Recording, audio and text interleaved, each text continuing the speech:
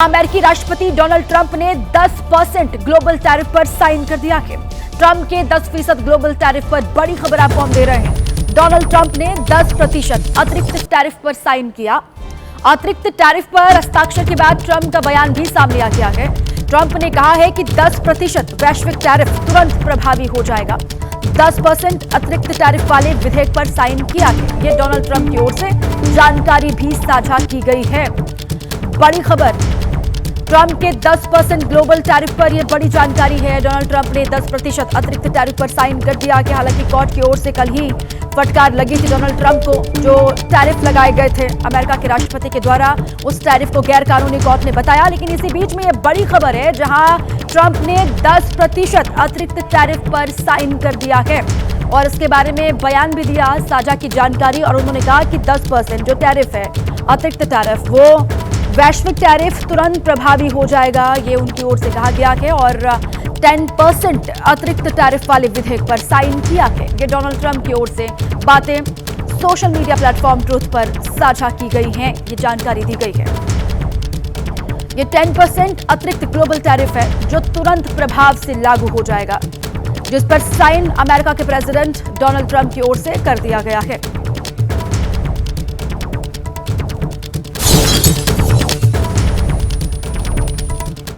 दरअसल अमेरिकी supreme court के टैरिफ वाले फैसले को रद्द करने के 3 घंटे के अंदर यूएस के राष्ट्रपति डोनाल्ड ट्रंप ने प्रेस कॉन्फ्रेंस की और दुनिया भर पर 10% ग्लोबल टैरिफ लगाने का ऐलान कर दिया।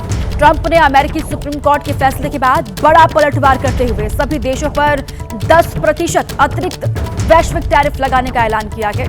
ट्रंप ने कहा कि यह टैरिफ तत्काल प्रभाव से लागू होगा और लगभग 5 महीनों तक प्रभावी रहेगा। इससे पहले शुक्रवार को अमेरिकी सुप्रीम कोर्ट ने राष्ट्रपति डोनाल्ड ट्रंप के ग्लोबल टैरिफ को अवैध बताते हुए रद्द कर दिया था। सुप्रीम कोर्ट ने 6-3 के बहुमत से फैसला सुनाते हुए कहा कि संविधान के तहत टैक्स और टैरिफ लगाने का अधिकार राष्ट्रपति को नहीं बल्कि सिर्फ संसद के पास है और राष्ट्रपति ऐसा कैसे कर सकते हैं, ये गैर कानूनी है। ये अमेरिकी सुप्रीम कोर्ट की ओर से बात कही गई थी।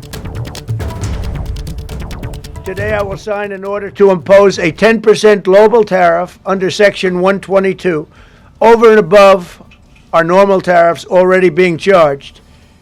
And we're also initiating several Section 301 and other investigations to protect our country from unfair trading practices of other countries and companies. इसी बीच एक बड़ी खबर आपको हम दे दें। अमेरिकी सुप्रीम कोर्ट ने जैसे ही राष्ट्रपति ट्रंप के टैरिफ वाले फैसले को असंवैधानिक करार दिया, वैसे ही अमेरिकी शेयर बाजार में तेजी दिखने लगी। शुरुआती कारोबार में सुस्ती दिखाने वाले यूएस वॉल स्ट्रीट में दमदार तेजी देखने को मिली। सप्ताह के आखिरी कारोबारी दिन डाउ जोन्स 230 अंक चढ़कर बंद हुआ तो नेस्डेक में 203 अंकों की तेजी दिखी। न्यूयॉर्क स्टॉक एक्सचेंज भी 94 अंकों की तेजी के साथ बंद हुआ। तो ये असर दिखना शुरू हो गया ऐसे शेयर बाजार में। जो तेजी आई है इस फैसले के बाद, उससे जुड़ी ये बड़ी खबर है।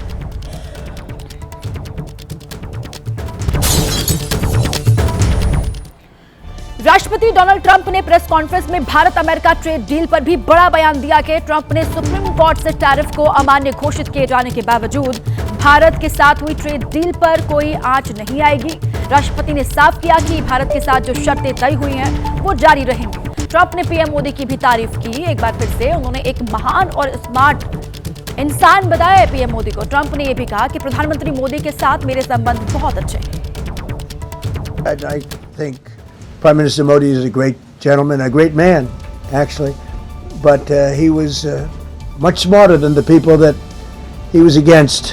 I think my relationship with India is fantastic, and we're doing trade with India, and my relationship with Prime Minister Modi is, I would say, great. AI summit में प्रदर्शन करने वाले आरोपियों की पेशी आज होने वाली है। आज सुबह 10 बजे का वक्त है जब पटियाला हाउस कोर्ट में पेशी होगी। 10 बजे के बाद दिल्ली पुलिस चारों आरोपियों से पूछताछ कर रही है। तिलक मार्ग थाने में आरोपियों के खिलाफ एफआईआर दर्ज हुई है। यूथ कांग्रेस के 4 कार्यकर्ताओं को पुलिस ने गिरफ्तार किया है। कल जो एआई समिट के दौरान हुआ वो बेहद शर्मनाक, बीजेपी इस पर हमलावर है। ये कहा गया कि बीजेपी का विरोध करते करते कांग्रेस पार्टी देश का विरोध कर देती है और कल की तस्वीरें उसी की बन गई है। आज ये जानकारी है कि चारों के आरोपियों को कोर्ट में पेश किया जाएगा। इसी बीच एक और बड़ी खबर, बीजेपी के राष्ट्रीय अध्यक्ष नितिन नवीन ने भी एआई समिट के दौरान कांग्रेस युवा मोर्चा के प्रदर्शन पर अपनी नाराजगी व्यक्त की है। उन्होंने कहा है कि अब तक लगता था कि कांग्रेस के अंदर अर्बन नक्सल सोच वाले लोग रहते हैं, लेकिन अब पूरी कांग्रेस पार्टी ही अर्बन नक्सल का गढ़ बन गई है। ये नितिन नवीन की ओर से कहा गया है। उन्होंने कांग्रेस पार्टी पर निशाना साधा।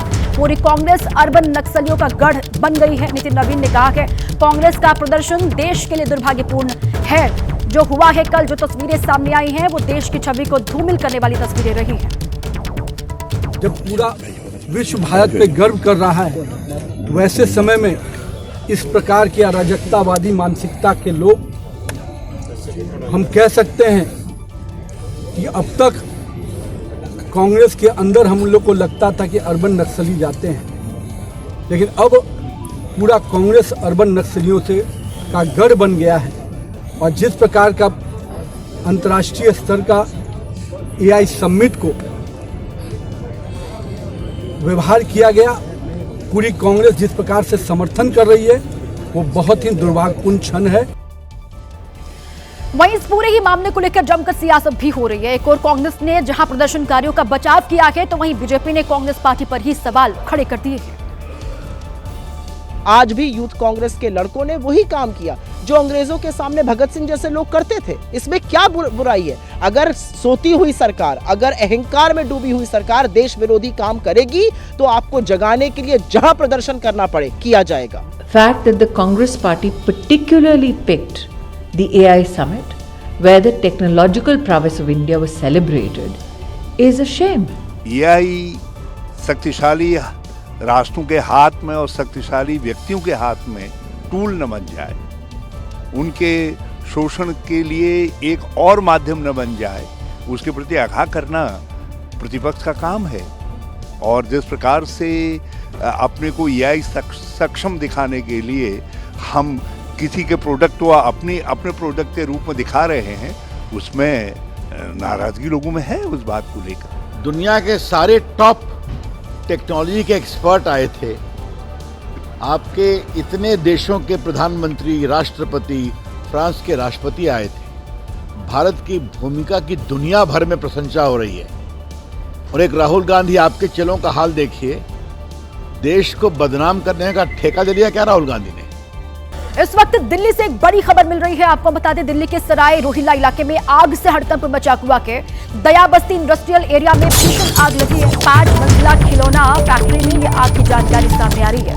दमकल की 10 गाड़ियों ने आग पर काबू पा लिया है। ये अपडेट है। आग में भारी नुकसान की आशंका है।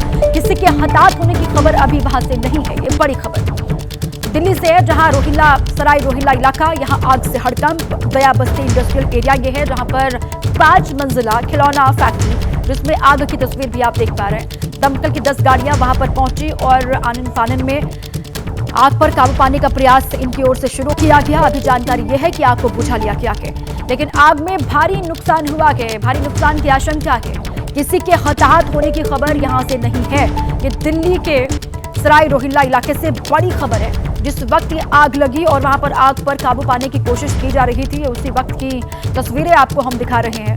अब किस वजह से आग लगी, इसके बारे में जानकारी जुटाई जाएगी और कितने का नुकसान हुआ है, इसके बारे में भी जानकारी जुटाई जाएगी। लेकिन ये कहा जा रहा है कि भारी नुकसान की आशंका है। जिस वक्त आग लगी, आग की लपटें आप देख पा रहे हैं। खिलौना फैक्ट्री ये है, 5 मंजिला खिलौना फैक्ट्री, जहां पर जब आग की सूचना मिली तो फायर ब्रिगेड की टीम पहुंची। फायर फाइटर्स ने आग पर काबू पाने का प्रयास किया और घंटों की मशक्कत के बाद अभी अपडेट यह है कि आग को बुझा लिया गया है। आग पर काबू पा लिया गया है। किसी के भी हताहत होने की खबर यहां से नहीं है। लेकिन जिस वक्त आग लगी, खिड़की से आग की लपटें आती हुई, धुएं का गुबार उठता हुआ आपको नजर भी आ रहा है। दिल्ली के सराय रोहिल्ला इलाके से ये आग से हड़कंप मचने की बड़ी खबर। जिस वक्त आग लगी, आसपास दहशत का माहौल बन गया। तुरंत ही फायर फाइटर्स को वहां बुलाया गया, जिन्होंने घंटों की मशक्कत के बाद आग पर काबू पा लिया है, आग को बुझा लिया है। यूपी की राजधानी लखनऊ से बड़ी खबर है। लखनऊ में पुलिस और बदमाश के बीच मुठभेड़ की जानकारी सामने आ रही है। चेन स्नैचिंग के आरोपी के पैर में गोली लगी है। पुलिस की गोली लगने से बदमाश घायल, ये बड़ी खबर।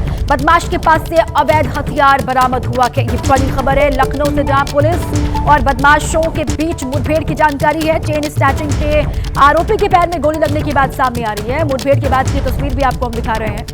पुलिस की गोली लगने से बदमाश घायल हुआ। राजस्थान से एक बड़ी खबर है। राजस्थान के बांसवाड़ा में आग से हड़कंप मचा हुआ है। सीएनजी कार में भीषण आग लग गई। कार में आग लगने से अफरा तफरी का माहौल भी वहां पर बन गया।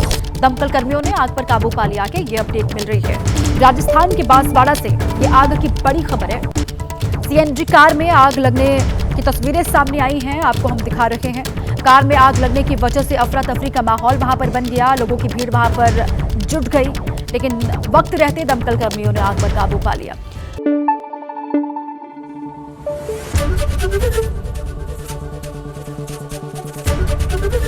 एबीपी न्यूज आपको रखे आगे।